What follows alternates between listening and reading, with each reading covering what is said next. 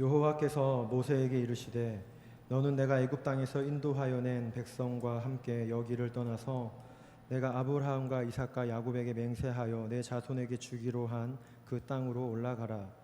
내가 사자를 너보다 앞서 보내어 가나안 사람과 아모리 사람과 헷 사람과 브리스 사람과 히위 사람과 여부스 사람을 쫓아내고 너희를 적과 꿀이 흐르는 땅에 이르게 하려니와 나는 너희와 함께 올라가지 아니하리니 너희는 목이 곧은 백성인즉 내가 길에서 너희를 진멸할까 염려함이니라 하시니 백성이 이 준엄한 말씀을 듣고 슬퍼하여 한 사람도 자기의 몸을 단장하지 아니하니 여호와께서 모세에게 이르시기를 이스라엘 자손에게 이르라 너희는 목이 곧은 백성인즉 내가 한순간이라도 너희 가운데에 이르면 너희를 진멸하리니 너희는 장신구를 떼어내라 그리하면 내가 너희에게 어떻게 할 것인지 정하겠노라 하셨음이라. 이스라엘 자손이 호렙 산에서부터 그들의 장신구를 떼어내니라.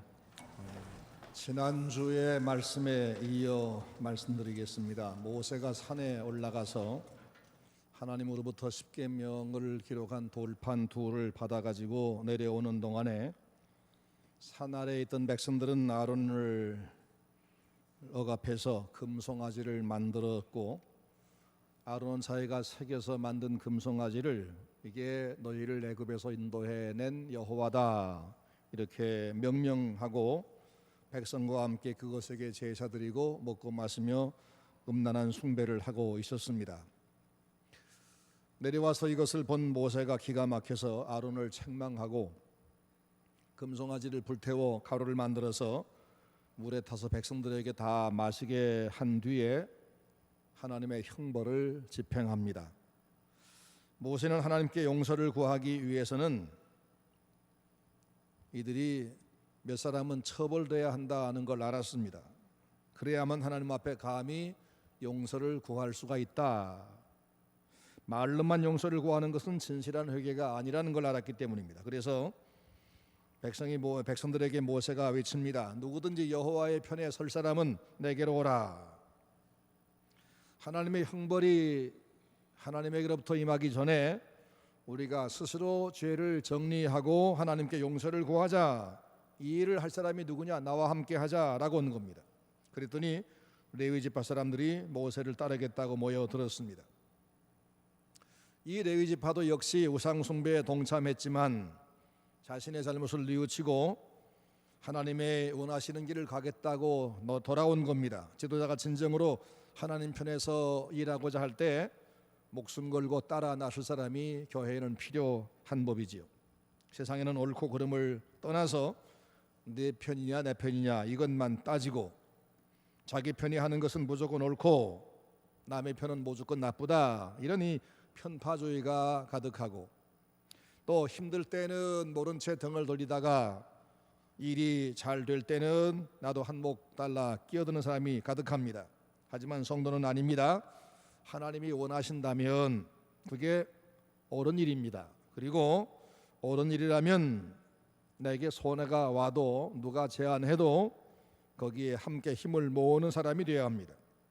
교회가 어려운 일을 하기 위해서 함께 할 사람이 있어야 된다 나오자 그럴 때는 이 레위인처럼 따라 나서서 거룩한 일에 동참하는 성도가 하나님 나라를 바로 세우는 참신자입니다.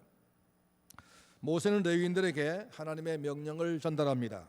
32장 27절 말씀 보니까 너희는 각각 허리에 칼을 차고 전 진이문에서 저문까지 왕래하며 닥치는 대로 형제, 친구, 이웃을 도륙하라. 닥치는 대로 죽이라. 그런 말입니다. 참 무서운 말입니다. 모세가 개인 감정으로 사람을 해치는 일이 아닙니다. 자기 민족 전체를 망하게 하는 이 무시무시한 죄를 백성들 앞에서 지금 제거하려는 겁니다. 하나님의 진노를 풀고 그분에게 용서를 구하려고 사전 준비를 하는 겁니다. 하나님의 심판 집행하는 칼노릇을 할 사람이 자기 이웃이라고 봐주고 가족이라고 넘어뛰고 하는 것이 아니기 때문에 누구든 닥친 대로 다 벌을 주어 심판을 집행하라 그렇게 말씀하는 겁니다. 하나님은 진정으로 회개하고 돌아오는 자에게는 한없이 자비하고 은혜스러운 분이지만 하나님의 명령을 분명히 알면서도 그 명령을 어기고 하나님의 거룩하심을 훼손하는 사람에게는 가차없이 심판을 집행하는 정의의 하나님이십니다. 모세는 지금 사사로운 감정으로 사람을 해치는 것이 아니라 사람들에게 죄에 대해서 두려워하게 만들고 하나님 앞에 용서를 구할 근거를 만들려고 하는 겁니다. 그날 그 모세의 명령에 따라서 레위인들이 칼을 차고 닥친 대로 쳤는데 그날 3,000명가량이 죽었습니다. 32장 35절 말씀 보면 이것을 레위인이 사람 죽였다라고 하지 않고 여호와께서 치셨다라고 써 있습니다. 죽은 사람 숫자를 보면 대단한 숫자지만 32장 33절 말씀부터 보면 그 3,000명이 대신 죽은 까닭에 똑같이 범죄한 사람 200만 명이 살 수가 있었습니다. 32장 앞부분을 보면 하나님은 우상 숭배 동참한 그들 전부를 다 죽이고 모세에게 다시 씨를 주어서 현재 이스라엘보다 더 큰 민족을 만들어 가지고 가나안 땅 주겠다 말씀했으나 모세의 자정 노력과 그 이후의 회개를 보시고 하나님은 용서해서 남은 백성을 다 살릴 수 있게 된 것입니다. 32장 29절 말씀 보면 그날 그 거룩한 분노에 동참해서 자기 백성을 친 레위인들을 향해서 모세가 이렇게 말합니다. 각 사람이 그 이웃과 형제를 쳤으니 오늘날 여호와께 헌신하게 되었느니라. 레위 지파가 자기 가족, 친척, 형제를 칼로 쳐 죽인 이 사건을 하나님께 헌신한 사건이라고 말한 겁니다. 무슨 말이냐면 진정한 헌신이 뭐냐? 자기에게 큰 손해가 날지라도 하나님 말씀하신 대로 순종하는 것, 이것이야 진정한 헌신이란 말입니다. 하나님께 용서를 구하기 전에 하나님께 벌을 청하는, 내가 이런 죄를 졌습니다, 하나님 제게 벌을 주시는 것이 마땅합니다, 제가 벌을 받겠습니다, 이런 각오를 해야 하는 거 아닙니까? 눈을 감고 말만 하는 게 기도가 아닙니다. 눈물을 흘리며 잘못됐다고 한 번 말하는 것이 회개가 아닙니다. 기도하기 전에 내가 해결해야 될 부분을 먼저 해결하고 하나님 앞에 간구할 염치를 만든 다음에 진정으로 회개하고 용서를 구하는 것, 그럴 때 용서를 받는 겁니다. 주일날 교회에 올라오면 지난 주간의 잘못에 대해서 가슴 아파하거나 그 죄의 대가를 치를 테니까 제발 지옥 가지 않게 나를 버리지 말아달라고 용서를 구하는 것이 아니라 아무 생각 없이 감정 없이 주님, 제가 지난 주간에 알고 지었고 모르고 지은 죄 있으면 그냥 다 용서해 주세요, 이렇게 말하는 것, 이 건성건성하는 것이 회개가 될 수 있겠습니까? 그건 회개가 아니라 어쩌면 하나님을 조롱하는 것일 수 있습니다. 하나님 오늘 우리에게도 모세가 가졌던 이 거룩한 분노를 가지라고 말씀합니다. 하나님의 뜻대로 살지 못해서 죄를 지어서 나만 망할 뿐 아니라 내 가족, 내 이웃까지 함께 망하게 할 일들을 내가 저지른 것에 대해서 내가 스스로 자신에게 분노하라고 말입니다. 성경은 안식일에 나무를 하는 자는 쳐 죽이라, 무당을 하거나 신내린 자는 죽이라, 우상숭배자와 간음자를 죽이라 말씀했는데 그것은 그 죄가 얼마나 무서운 죄인가를 알리는 말씀이고 그것이 얼마나 쉽게 전부에게 전염될 것이기 때문에 그것을 차단하라, 그런 말입니다.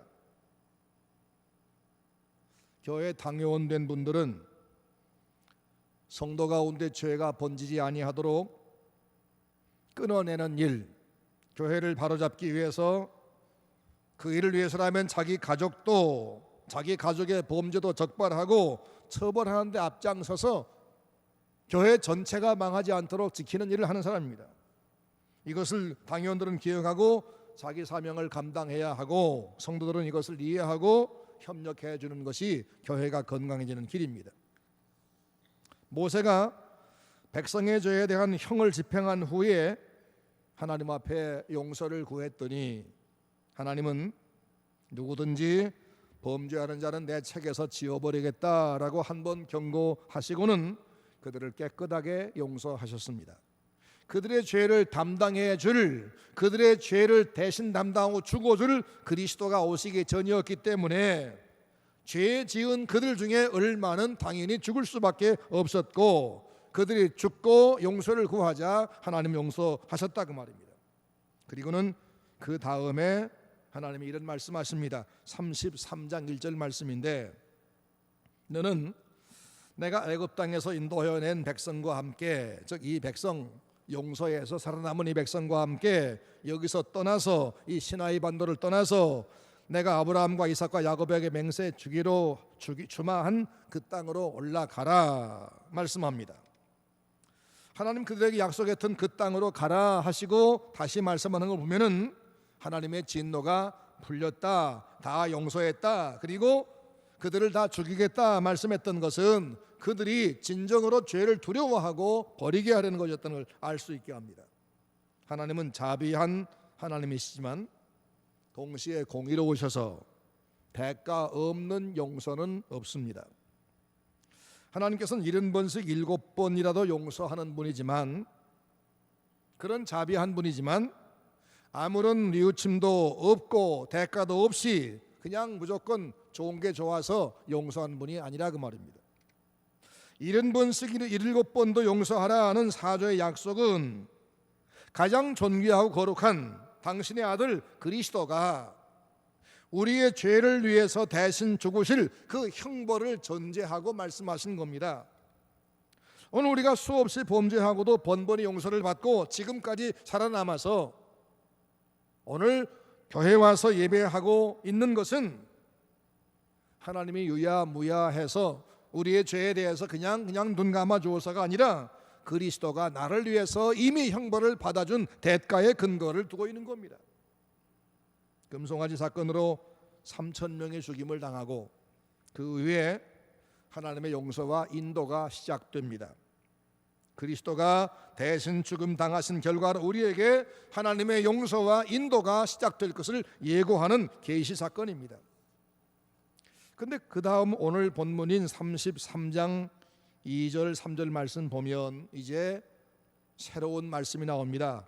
내가 사자를 내 앞에 보내어 가나안 사람과 아모리 사람과 헷 사람과 브리스 사람과 히위 사람과 여부스 사람을 쫓아내고 너희로 젖과 꿀이 흐르는 땅에 이르게 하거니와 나는 너희와 함께 올라가지 아니하리니 너희는 목이 곧은 백성인즉 내가 중도에서 너희를 진멸할까 염려함이라. 너희들은 올라가거라 한데 나는 너희와 함께 가지 않겠다. 하나님께서 왜 이렇게 섭섭한 말씀을 하실까? 이스라엘 백성은 애굽에서 해방을 받은 뒤로 한 번도 하나님을 제대로 믿어본 적이 없습니다. 홍해를 건너기 전도 그랬고 건너온 이후도 그랬습니다. 늘 하나님의 기적의 혜택으로 살아오면서 날마다 신기한 은혜로 인도를 보면서도 조금만 어려움 당하면 금세 하나님을 의심하고 원망하며 불신하고 금세 다른 신을 만들어 섬깁니다. 그들은 한 번도 고분고분 하나님 말씀을 순종하는 일이 없었습니다. 목이 곧은 백성입니다. 지금까지 그래왔고 지금 이 시내산 앞에 또 한 번 가장 결정적인 죄를 지었습니다. 그러니 앞으로도 또 그럴 것이 분명합니다. 만약에 이번 이렇게 용서를 받고 나서도 또 그러면 그들은 이젠 다 죽지 살아남을 수 없습니다. 만약 하나님이 그들과 계속해서 또 같이 가신다면 그런 장면, 또 반역하는 장면을 보신 하나님에게는 그건 괴로운 일이고 백성들에게는 위험한 일입니다. 그래서 난 너희들과 함께 안 가겠다, 너희끼리만 가거라 라고 말씀하는 겁니다. 물론 하나님이 우리 같은 육체를 가지고 있지 않기 때문에 하나님이 그들 일행 속에 끼어서 함께 걸어갈 일이 없습니다마는 내가 너희와 함께 가지 않겠다 그 말은 너희와 이제 거리를 두겠다 그 말씀이에요. 거리를 두겠다.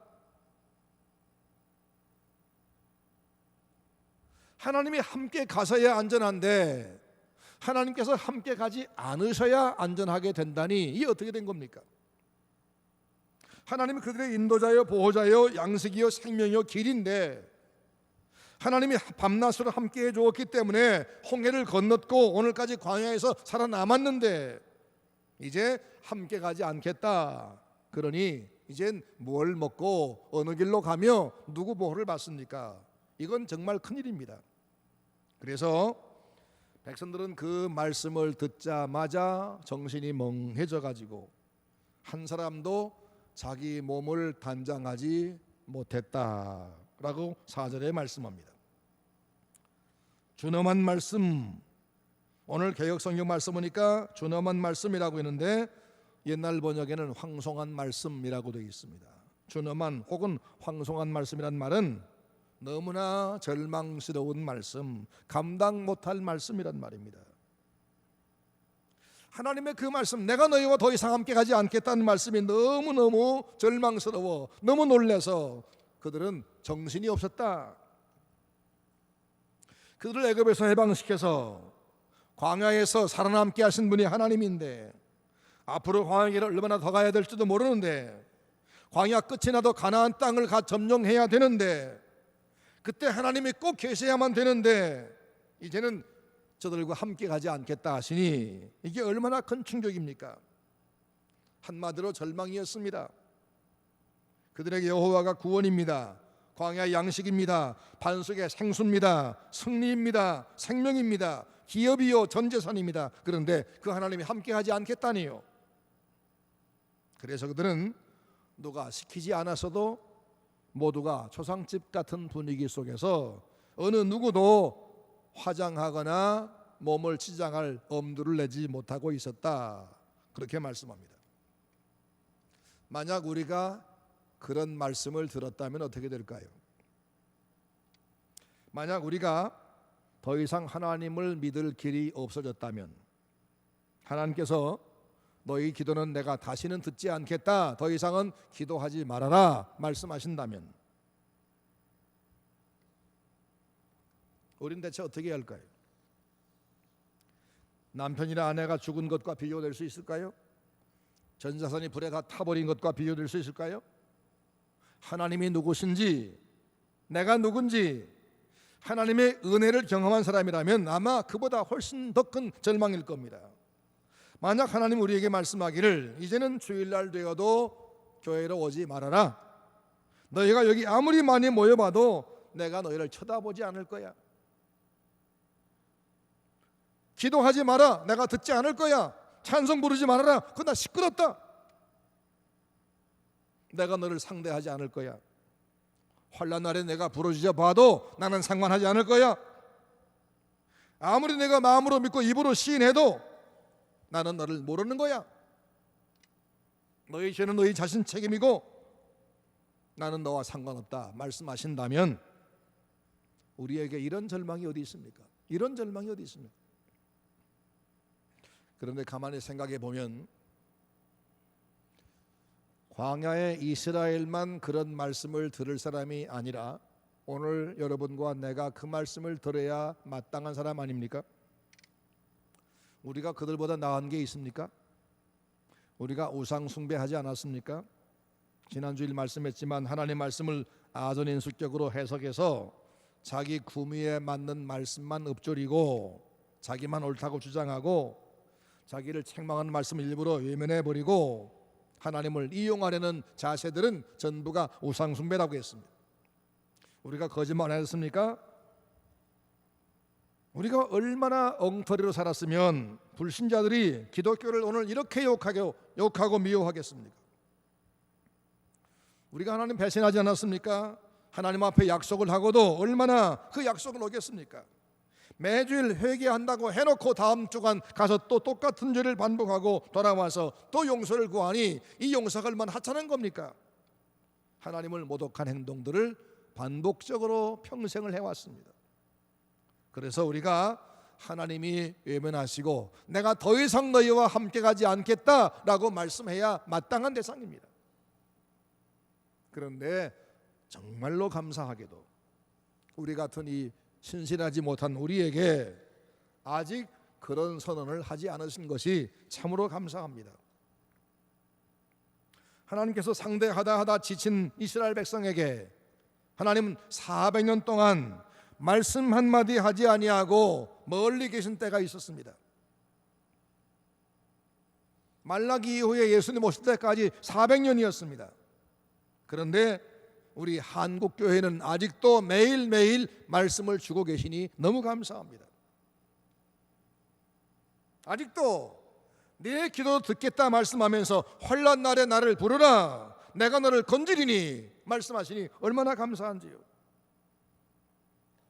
내가 너와 더 이상은 함께하지 않겠다 말씀하신 것이 아니라 도리어 내가 세상 끝날까지 너희와 항상 함께 있으리라 말씀하시니 이 얼마나 감사한지.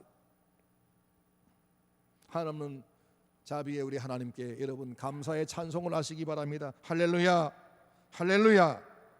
이스라엘은 내가 너희와 함께 가지 않겠다 하신 이 청천벽력 같은 말씀 듣고는 모두가 기쁜 슬픔에 빠집니다.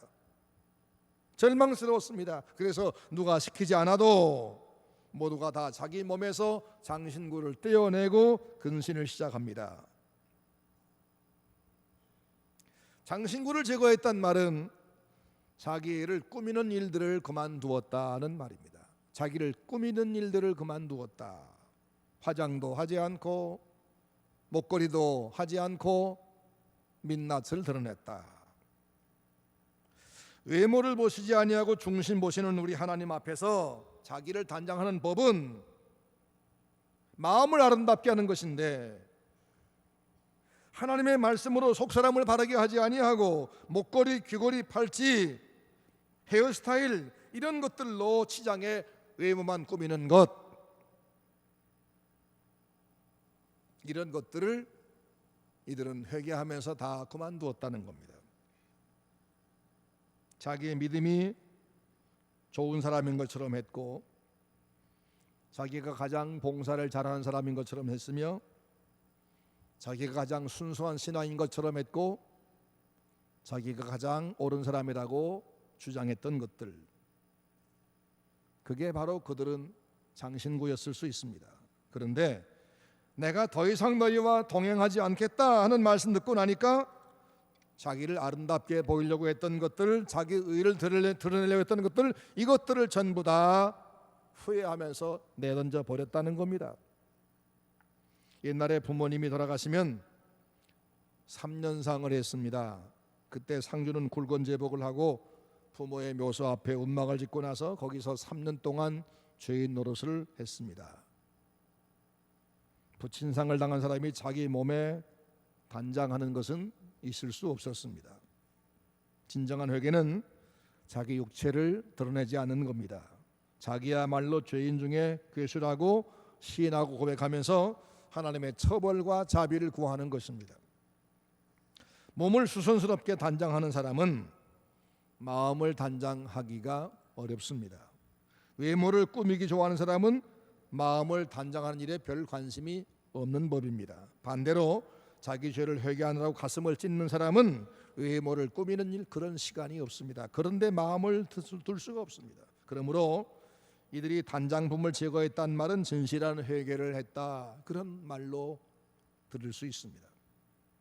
이들의 모습은 마치 세겜에서 디나 강간 사건을 당한 뒤에 하나님의 말씀을 따라서 자신을 정결하게 하고 의복을 받고 입고 이방 신상과 몸의 장신구를 다 빼서 상수리 나무 아래 묻어버리고 베들로 올라가던 야곱 가정의 모습을 보는 것과 같습니다. 하나님은 이런 회개, 삶의 방향을 바꾸는 회개를 진정으로 인정해 주십니다. 5절 말씀 이러고 있는데 하나님이 다시 말씀합니다. 너희는 목이 곧은 백성인즉 내가 순식간이라도 너희 중에 행하면 너희를 진멸하리니, 내가 잠깐이라도 너희와 같이 가다가는 너희들의 그 악한 모습 보면서 또 진노해서 너희가 망할 테니 너희는 단장품을 제하라, 그리하면 내가 너희에게 어떻게 할 일을 알겠노라 라고 말씀합니다. 이 말씀을 보면 하나님이 그들과 영영 이별하겠다는 뜻을 밝히신 것이 아니고 사실은 그들이 태도를 바꾸기를 바라고 말씀했다는 걸 알 수가 있습니다. 너희들이 행동하는 걸 보아서 내가 다음 행동을 하겠다, 그런 말씀입니다. 그들이 단장품을 제거했을 때 하나님은 어떤 일을 했느냐? 9절 말씀 보니까 하나님이 찾아오셨습니다. 9절 말씀, 하나님께서 흠하게 임재해서 모세와 말씀하는 장면이 드러나는데 하나님이 이스라엘을 떠나지도 않고 버리지도 않았습니다. 11절 이하에 보니까 모세가 하나님 만나는데 마치 오랜 친구들끼리 만나 대화하는 것 같았다라고 했습니다. 모세가 하나님께 여쭙습니다. 나더러 이 백성을 인도하여 올라가라 하시면서 하나님께서 함께 가시지 않겠다 하시니 내가 어떻게 해야 합니까? 그러자 14절에서 대답하시기를 흔쾌하게 말씀합니다. 내가 친히 가리라. 내가 친히 가리라. 내가 너로 편하게 하리라 라고 대답해 주십니다. 그들이 변하기를 기다렸다가 단장품을 제거하는 모습을 보시고는 얼른 내가 함께 가주겠다라고 하는 말씀입니다. 하나님이 함께만 가주시면 그 길이 아무리 거칠고 뜨겁고 물이 없을지라도 문제가 하나도 없습니다. 하나님이 함께만 가주시면 우리의 삶의 길에 아무리 큰 문제가 닥쳐올지라도 그것은 문제로 남는 것이 아니라 간증거리로 남는다는 것을 믿으시기를 바랍니다. 하나님이 원하시는 신앙생활은 겉모습을 꾸미는, 자기가 옳게 자기가 아름답게 보이려고 하는 것이 아니라 하나님 보시기에 옳다 인정받도록 그렇게 진실하게 겸손하게 사는 겁니다. 그러면 그가 가는 길에 어떤 문제를 만나도 하나님이 기꺼이 해결해 주시고, 그래서 그가 모든 당하는 일들이 하나하나가 다 간증거리가 되고 마는 겁니다.